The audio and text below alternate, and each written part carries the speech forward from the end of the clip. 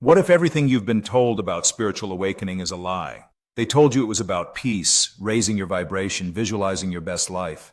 That's not awakening.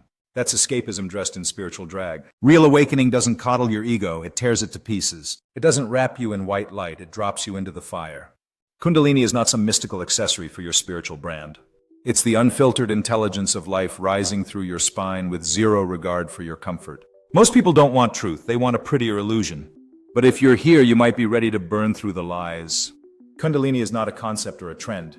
It's a raw, biological, spiritual, and existential force that doesn't ask for permission. When it moves, your life as you knew it is over. People love the idea of awakening, but they hate what it actually requires. Bliss without the breakdown, clarity without the confusion, freedom without facing everything inside them that's been buried. That's why most spirituality today is a polished performance completely divorced from real transformation.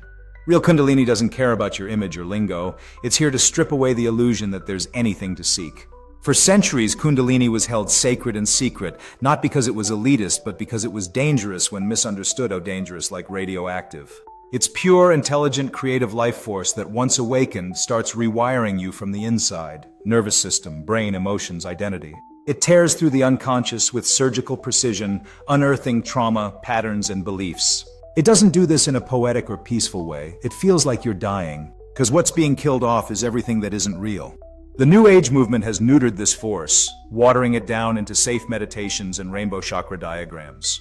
It's been romanticized, commodified, and packaged into something you can post about without ever touching its reality. But real Kundalini is messy, violent, chaotic, ecstatic, sacred, and non-linear.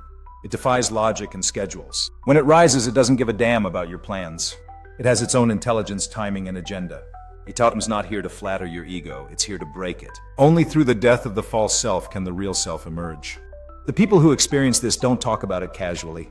They often don't talk about it at all, because once you've been touched by something this real, the only thing left is silence or truth. Kundalini isn't for those who want to dabble, it's for those ready to burn. It's not a metaphor or a belief system. It's a fire, and once it's lit, it doesn't go out. It only moves forward, tearing through illusion after illusion until nothing is left but what's real. No one truly chooses Kundalini. Real awakening doesn't arrive on your terms. It crashes through you like a storm of violent, unapologetic, and irreversible. It breaks you open in the middle of your job, your marriage, your routine. If you felt it, you know what I mean. It's like being hijacked by something ancient that speaks in sensations, not words. It drags the truth out of your bones. The irony is that most people spend years seeking awakening, chasing it, trying to induce it. And then when it actually begins, they panic. They run because it doesn't feel like the bliss they were promised. It feels like they're being dismantled from the inside out. And they are. That's the real beginning, a total breakdown of the identity you once clung to for safety. You might cry without knowing why, shake at night, have vivid dreams or flashes of something you can't explain. Your body might burn or twitch. You may lose appetite, sleep, interest in everything you used to care about. People might think you're losing it, but what's actually happening is that you're waking up. Waking up isn't gentle, it's violent in its honesty. Everything repressed starts to rise, childhood trauma, generational wounds, stored emotional pain. The body remembers what the mind has tried to forget. Kundalini doesn't ask for permission to bring it to the surface. It just does. Because that's what healing really is. Kundalini is not a pretty quote on a pastel background, but a full-on confrontation with the parts of you you've buried alive. You'll try to explain it, but unless someone has experienced this directly, they can't understand. That isolation becomes part of the initiation. You stop explaining and start listening to your body, your intuition, your truth. You stop performing spirituality and start living it quietly, alone often. Not because you want to be alone, but because there's no other way through this path. It's yours and no one can walk it for you. There's no map, no textbook, no guru who can make sense of it. The path is as unique as your fingerprint. You're not broken, not sick, not failing. You're waking up.